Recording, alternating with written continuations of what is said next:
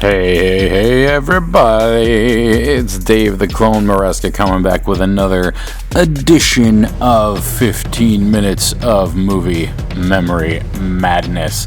That's right, this is the one-man, one-way water cooler show where you're supposed to show up with a damn good cup of coffee or damn fine cup of coffee, however you like to say it. Or maybe a glass of water around the water cooler, or what we used to do when we used to do that little thing called go to work at the office. And talk about movies the way we would back in the day around the lunch table in high school or middle school or whatever school, whatever's cool. And we are, weird opening for this one. We are here to talk about a movie that's just as, socially awkward at times. We're talking about an hour and 40 minutes of cool factor known as the Nicholas Winding Refn 2011 movie Drive, starring Ryan Gosling, Bryan Cranston, Albert Brooks, Carey Mulligan, Christina Hendricks, Oscar Isaacs, Ron Perlman, and then a whole bunch of other people. But mostly, even featuring a cameo by Russ Tamblyn from Twin Peaks and West Side Story fame. Well, let's get into it, because this podcast is all about movies, and movies from a nostalgic sort of trip where I talk about what I remember about seeing the movie for the first time. And this is probably the most recent movie I've covered here so far. Most of the movies I talk about are movies that I saw in the theater growing up, or in some way have some kind of interesting story or memories tied to them. But this one is a little bit in the unique realm in that I purchased it on Blu-ray. I did not see it in the movies, even though I vividly remember when it was in the theaters. I remember seeing trailers for it. I even remember people at work talking about it. And I don't know, this is my first and only Nicholas Winding Refn film, so I can't compare it. I was under the impression, until I was doing a little bit of research to get ready here, research besides watching the movie, and I thought he had also done The Place Beyond the Pines, but I was way wrong about that. That was just because it starred Ryan Gosling doesn't mean it has to be made by the same filmmaker, right? In any case, so this movie I purchased on Blu-ray at the Saturday flea market outside of Giant Stadium in the Meadowlands of New Jersey, and proceeded to put it in the drawer where all of my Blu-rays lived at the time, in the entertainment center in the apartment that I used to have. And there it sat for years. The movie was released in 2011. I probably bought it in maybe 2012, 2013, and did not watch it until this past year, 2023. So this was like a slow burn of, why haven't I watched this yet? And I did. What was ironic is it came with, most Blu-rays come with a digital copy, and I was really surprised, because sometimes you buy a Blu-ray at the flea market and the digital copy has already been, activated. The code doesn't work anymore. And so I put the code in just to see what would happen, and lo and behold, the digital copy was still available. So it was also sitting in my Vudu account for quite some time. And one of the nights when I was working on some editing and I wanted to have something on in the background to break the silence and monotony of waiting for animations to render, I decided, you know what, let's check this out. I had just seen Blade Runner 2049, and I was actually pretty impressed with Goss's performance, and now I'm someone who's never seen The Notebook, so my Ryan Gosling exposure has been pretty limited, other than The Place Beyond the Pines, which, spoiler alert for that one, I don't know if we're going to talk about it on this show, because it's one of those one and done, like you watch it and you're like, okay, that was weird, I don't know if I have to watch that again. And he wasn't in it for as much as I was expecting him to be, since the promos showed it being his whole movie. But this one's pretty damn cool. I was really bowled over by how cool it was. Very, starting from the opening sequence, which, to credit where credit is due, there was a day at my old job where my boss was like, hey, have you ever seen Drive? And I was like, no. And he's like, I just want to show you the opening sequence because there's this really cool thing.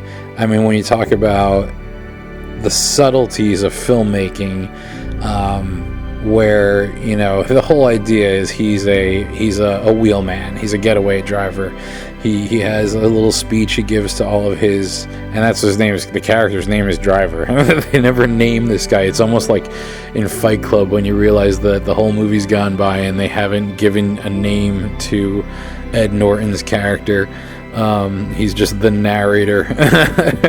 In Drive, he's just the driver. Every once in a while, his buddy Bryan Cranston, who plays Shannon, we'll call him Kid, and that's the closest we get to a name, which I always find weird because, being outside of the world that the movie takes place in, you go, how does this guy go day to day with nobody talking to him by name? No one ever saying his name. Does he even have a name? It's also based on a book of the same title by James Salas, who is also credited as a writer on the movie, and I'm interested in reading that. It's definitely on my must-read list now because you gotta wonder how they go about describing someone who lives their whole life under the moniker of what they do. That would be like instead of Dave the Clone, I'm just podcaster or video editor. You're like, hey, video editor, come here, I got a job for you.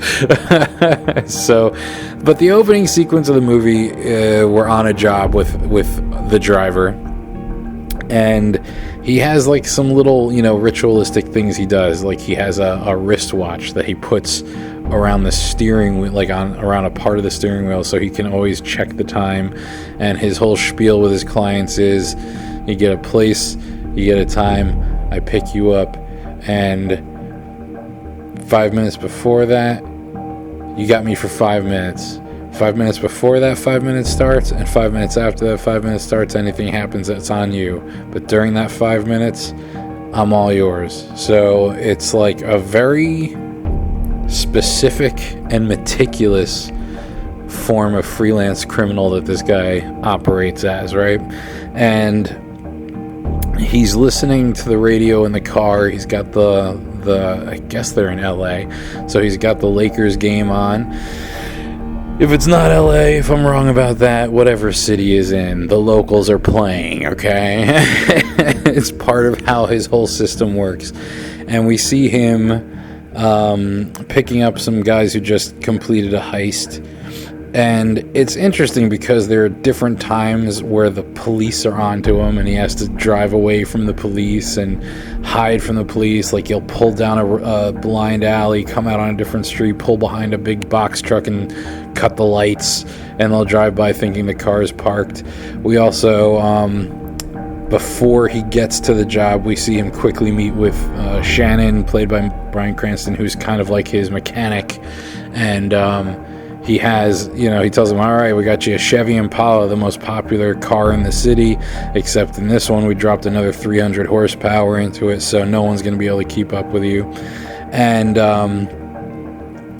you could see throughout this whole sort of cat and mouse getting away from the cops, the guys in the back seat, the guys who just pulled off the heist, are like, what the hell's going on?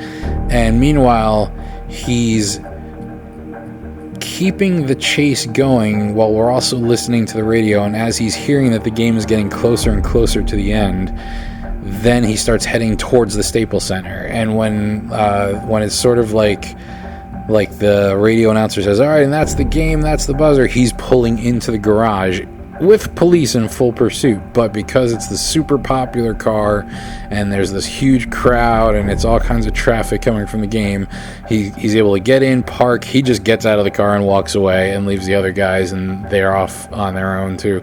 But it's supposed to be, all right, this was a successful getaway drive. And then, after that sequence, really plotted out sound design, very cool cinematography, the style of the shots, very much this is like a comic book movie. Very interesting the way it's portraying the character, and lots of half profile, a lot of when you have straight on shots, half of the person's face covered in shadow.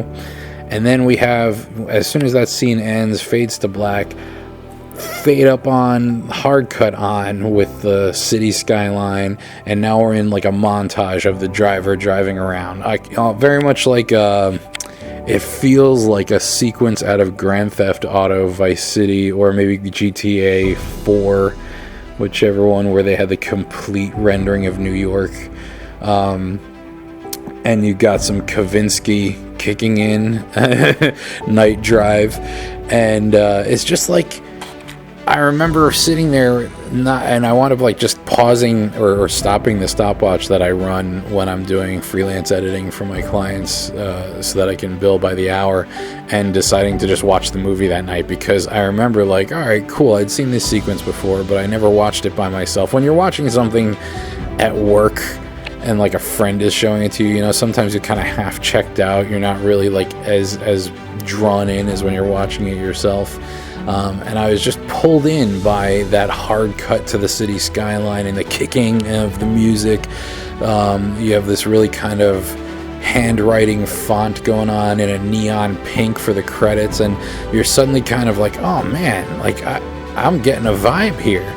And a lot of the frames, when he gets back to his apartment and it's just black, and then the door opens and it's him framed in the light from the hallway, but he's in silhouette, but he's got his big duffel bag full of money on his shoulder because he got paid for the job. It's just so much of it is you're okay, what's going on here? This is some coolness happening. And it's an interesting, the movie then kind of had that excitement at the beginning, and then it slows down. We learn about how he's a stunt driver for the movies, and how Shannon, who's not only the mechanic friend who owns a garage, whose garage the driver also works at, but Shannon is also involved in the movie business, which is how our driver friend got involved in the movie business. And it's kind of, we're setting up this is his superpower. He can drive anything better than anybody, and it's because of this kind of socially awkward laser focus. He's very kind of quiet and reserved, almost a little bit on the shy side when he's talking to people. And for the next, 40 minutes of the movie, it's pretty quiet. It's really it goes from the sort of high crime stylistic open to, oh hey, he has a crush on his neighbor. That's when we see him in the building, getting in the elevator with Carey Mulligan when she's doing her laundry, and they're kind of in the elevator, and there's definitely a little bit of a meet cute kind of thing going on, but he's not really talking. And then what was neat, when they sort of introduce him on the movie set, first he kind of starts walking in the frame and he's wearing a cop's uniform, and you're oh crap, this guy's a cop. And then all of a sudden it becomes obvious no, he's a stunt driver in a movie, and he's going to be a cop driving a car that's going to either explode or flip or whatever. We do get this kind of interesting prosthetic mask thing introduced in the beginning too, which is going to become important later, a little reminiscent of kind of Mission Impossible, those masks that almost look like you could really completely hide your identity if you needed to. And, so you're kind of like floating in this world, very, very grounded in reality.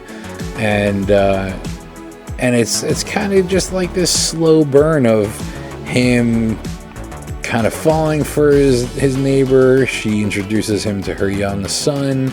They have like a thing where they're both shopping at the same grocery store, and her car breaks down, and he gives her, first he gets her car over to the garage and gets it to our buddy Bryan Cranston to take a look at it and fix it, but then he gives her a ride home, and it's sort of like, they're kind of like having this developing relationship.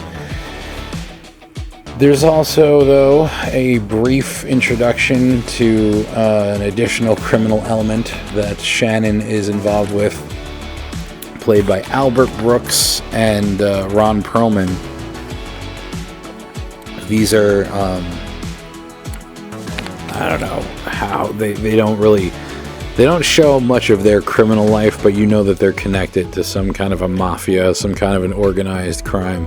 And we're introduced to them because Bryan Cranston's character, Shannon, wants to borrow money from Albert Brooks to buy a race car. His dream and his plan to get out of the sort of struggle, which, trust me, as I age here and am pivoting in life myself, I can empathize completely with somebody who's up there in the age and still trying to catch their big break. And he wants to, build a stock car and put the driver on the circuit, put the kid on the circuit. And so when you need money, the only people are the mobsters, and you go to them and you present them part ownership.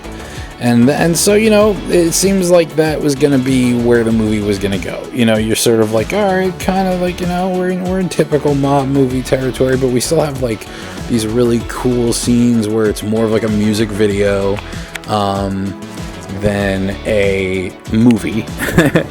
And I remember thinking to myself, like, there was supposed to be some mystique about this movie. When it was in the theaters, I remember kind of at the time, 2011, I think I wasn't fully in the open to so many new styles mindset that I am these days. I was pretty open. I like basically watching movies, but if I didn't see anything in the trailer that really compelled me to feel like I needed to see the movie, it was pretty easy for me to decide to take a pass. And I don't know why. There was just something about the way that this movie was advertised, and I even wound up watching a bunch of the trailers and getting ready to record for this one, and I don't know, maybe I just never saw any of these particular trailers, which were listed on YouTube as the official trailers, so who knows what trailers I was seeing, but they didn't do the job. They did not set me up for how cool this movie was going to be. Because once the criminal element becomes more prominent, once Oscar Isaac shows up, he's another one I forgot to mention at the top, I think. Oh, no, I did say Oscar Isaac. Oscar Isaac shows up. He's Carey Mulligan's husband. Carey Mulligan's character's name is Irene, and Oscar is Standard. Interesting first name for a character. Standard. It's almost like a word that they forgot to change in the screenplay. It's like this standard husband returning from prison, and then they just, oh no, that must be his name, Standard. Well, he is away doing time, which is why the space was created for Irene and the driver to kind of have their sparks flying all over the place here. And once he comes back, this whole new tone sets in for the movie. We don't know what he was in prison for. We just know he's in prison. And he comes back, and instantly there's kind of like a sleaze element that starts floating around. Not necessarily on Standard himself, but the driver comes home to the building one day and he finds Standard, Oscar Isaac, on the ground, all beat up, not far from the elevator, and his kid is nearby, and Oscar Isaac is calling out to him saying, "Don't be afraid, it's okay," to his son, the 8-year-old son, but Benicio, but he had just been beaten pretty badly, and so the driver asks him, what's going on. Now, Standard is aware of the driver having a romantic interest in his wife.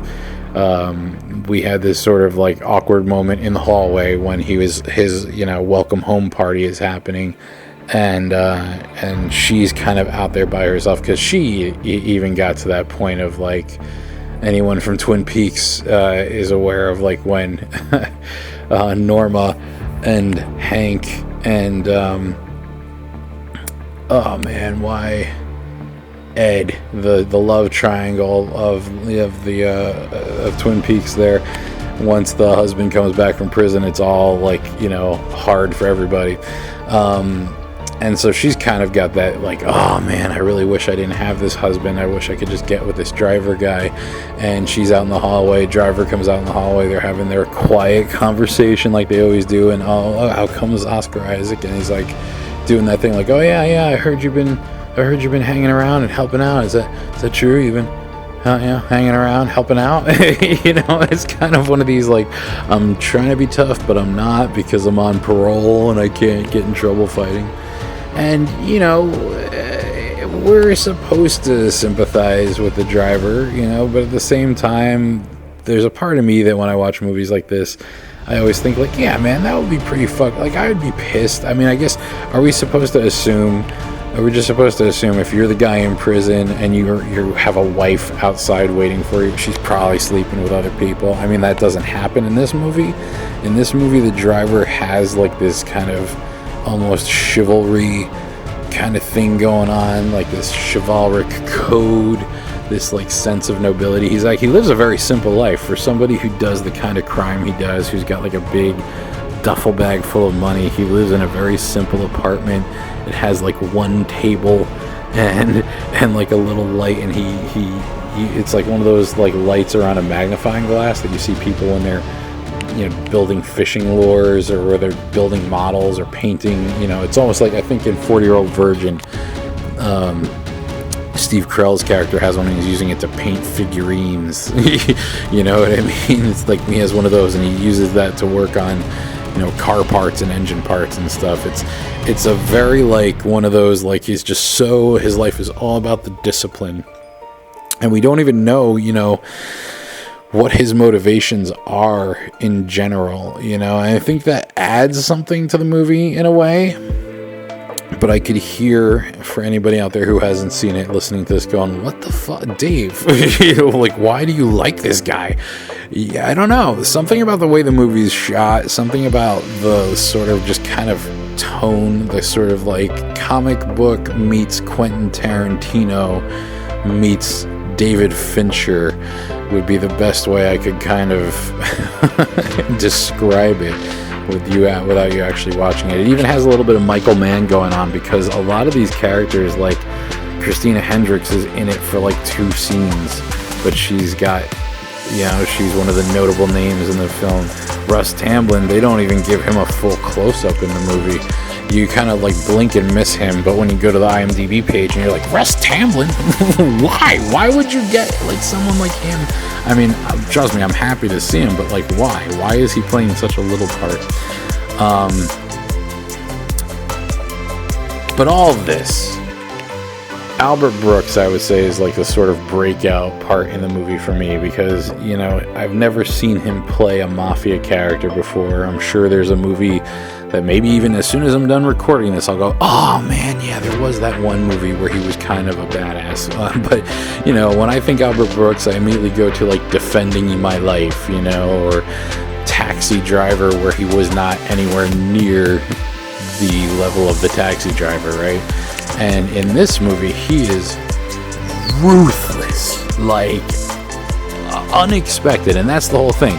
The movie is like in this kind of like chill synthwave kind of vibe, and then when the juice comes on, when Standard comes back and he's in trouble and he's getting beat up by these gangsters and pulls the driver into his world, the driver offers to help him with his issue. He says, Oscar Isaac tells Goss that while he was in prison, he was being protected, and he knew he was going to owe money for that, But at first it was like, okay, you owe us $5,000. The next week they show up and said, no, you owe us $10,000. And he said the next week they show up, you owe us $20,000. He goes, I don't know. He's like, at this point, I don't know when it's going to stop or how much it's going to be. And he goes, they want me to do a robbery. And I told him I won't do it. And so, of course, now we've got the driver having to bring his level of professional, meticulousness to save the day, and it winds up going sideways. And from that point on, the violence in the movie,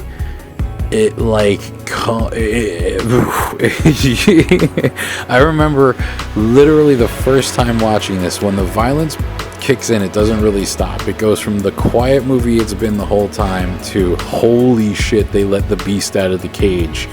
And I'm talking about, there's a sequence where we watch a chick get her head blown off with a shotgun from outside of a motel bathroom window. Totally unexpected. You kind of expect bad guys are showing up, but you don't expect this. We get another guy gets stabbed with a shower curtain rod that gets pulled down in the middle of a fight, and when he gets stabbed, blood kind of like fountains up through the rod, and the guy spits blood everywhere. Albert Brooks stabs a guy in the throat with a butcher knife, and he does it 3 times, and he does it slowly each time. First he catches the guy off guard because the guy is sitting at a table eating, and Albert Brooks comes from around behind him and grabs him by the throat, pulls him back, and stabs him in the eye with a fork. And while the guy is screaming about that, Albert Brooks basically slits his vocal cords by stabbing him in the throat 3 times with a butcher knife. And it's like, I had once heard, oh my god, this is going to be off the deep end crazy, but I had once heard on a conspiracy theory rabbit hole YouTube video that no longer is available on YouTube, from back in the good old days of 2017 maybe. This conspiracy theory said that they actually do kill people when they make movies, and that all people that we've seen die on screen, that there are clones of them, and the clones are used for killing them in these shots, because some of these things are just like, how could you do this and make it look that realistic? Now that I'm trust me, as I'm saying this, I feel ridiculous, because that's just insane. That something like that is beyond. I'm open to lots of conspiracy theories, but that one's just nuts. Well, when I saw the way that he stabbed this guy in the throat, I was just like, okay, I kind of believe that clone thing. It was like, how did the special effects team do this? Oh my god. And then we're not done there. I think the cherry on top of the icing on the cake, and the cherry on top is when Goss beats up a guy in an elevator and then stomps his skull so many times that his skull just pops like a watermelon. It goes from rom-commy drama to Splatterhouse. And it just doesn't stop until the end of the movie. And it's almost, I think it's kind of almost like a realization of the symbolism of the scorpion on the back of his jacket. The driver's iconic silver shiny jacket with a yellow scorpion on the back. Almost like, if you don't piss the scorpion off, if you just let it walk around and do its thing, it's fine. But once you corner it, it's going to start stinging the hell out of you and using its claws on you. And that's kind of who he is, and this is why I want to read the book, because I'm wondering if there is any expansion on his background, on how he became this, because I think what it is about the movies, you don't expect it from his character. You don't expect this level of violence. With the way the rest of the movie's playing out, with the sort of rom-commy first half, with the sort of meet cute with the neighbor and the quietness, and he's very his flirt game is like the quiet cool from Airheads, you know? It's very like, I'm socially awkward, but I'm Ryan Gosling hot, so everybody like responds to it really well. And you don't see it getting into this level of, I mean, one of the iconic scenes in this movie is he goes to find one of the gangsters that set up their heist to fail. And as he's walking down the hallway to the room where the guy is in like a dressing room at a strip club. So lots of gratuitous boobies in that sequence as well. But as he's walking down the hallway, he pulls out from, you know, the back of his, you know, waistband under the jacket, a hammer. And then like the shot is like kind of focusing on his hand with the hammer in it as it like falls into place, and he grips it. And when he goes into this room and just walks up to the guy who doesn't even see him coming, his hand is on the table, and he just smashes the guy's hand on the table. We're talking De Niro and Casino time here. And then he's got the guy on the floor, and he's just got the hammer like raised over his head, like he's gonna smash the dude's skull open, and he's shaking with anger. And you're just like, okay. And I think that's one of the things I find to be sort of brilliant about the movie, is that we don't talk about it. It's not like Michael Mann, where there's all this dialogue being dropped that if you're missing it, you don't understand what's going on. It's in these behavioral mannerisms that you're like, this dude's got some history. There is something in this kid's past that made him like this. And that driving is like his meditation. It's like his you know, Shaolin monk Zen. That is what keeps that monster inside, keeps that monster at bay. But as soon as you start going after the people he cares about, man, you have unleashed the beast. You have let the cat out of the cage, and you cannot stop. He's like a force of nature. Maybe that's what the scorpion is supposed to represent also, is that he is like ultimately just a force of nature. And yeah, he goes to town. He definitely, like the second half of the movie, really, like by the time it's over, you're like exhausted. You're like, oh God. And I don't know, that first time watching it, I was just like, to think I've had this movie in my collection for 12 years and had not even known. I somehow had steered clear of even seeing sequences. So like everything was a surprise to me. It's very rare. There's very few movies that I've watched like that, where even if it's a movie that has been out for a while and I hadn't seen it when it originally came out, where I hadn't, at least in some part of my travels, wound up seeing like a sequence on a show or in a YouTube clip or anything. All I had were the brief glimpses that they showed us from the trailers, and that was it. So watching this, everything was kind of like this incredible surprise, and I kind of, you know, it's almost like how you, every time you rewatch a movie, for me anyway, I feel like it's a little bit of an attempt, much like a drug addict, to recapture that first time you get high, you know, that first time that you see it when everything is brand new. And unfortunately, like after the first time, you can never do that again. You know, you always know what's coming. But by the same token, then the fun and more interactive side of being a movie fan or movie aficionado is that when you do these repeat viewings, you learn more because you catch things that just sort of flew by on slightly under the radar the first time around. And I'm sure in many cases the movies were designed exactly to be that way, but there are some times with a movie like this where you're kind of like, I don't know, I don't see this as taking itself that seriously, that it was like, let's plant all these seeds and let's, like, you know, have all these Easter eggs everywhere that if people are really paying attention, they might pick up the first time, but they'll have to watch it 3 times before they really get it. And this one definitely it's got these elements where every time you watch it, you're like, oh man, you know, even though I know that was coming, that's still so brutal when that happened. Oh man, I'm still trying to put together the pieces of where we're supposed to figure out this kid's history is, and maybe it's not here, maybe it's in the book only.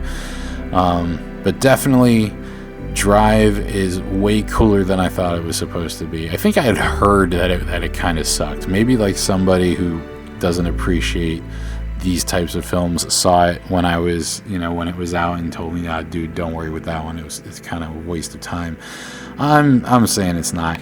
Now, I did come across a review of it today, getting ready for this podcast, that said this is like a huge incel movie these days. Like, it's like a incels watch it and go, oh my god, I want to be him, or he is me, and I never got that vibe. So I think one of the things that there's always a trepidatious having to be weary of in this world, in this modern world, is the sort of new lens through which things are being watched that might be adding some of those Easter eggs that I was talking about that don't really exist. So be warned, there are people who will probably give you shit. I might get shit for even posting this episode. Who knows? In any case, though, I will always recommend, if you haven't seen it, definitely watch Drive. It is cool as hell, and it makes you want to watch more stuff by Nicholas Winding Refn. So I guess I'm going to do that. So until next time, I'll see you at the movies.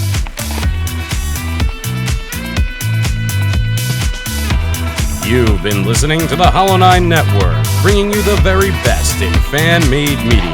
That's the word hollow, the number 9, I-N-E. Find the Hollow9ine Network on Facebook. Follow us on Twitter, Instagram, and Snapchat. Rate and review us on iTunes, Stitcher, Google Play, or wherever you find your podcasts. Email us at hollow9podcast@gmail.com. Leave us your feedback. Join in the conversation and be a part of the action. Join in the fun. Hollow9ine.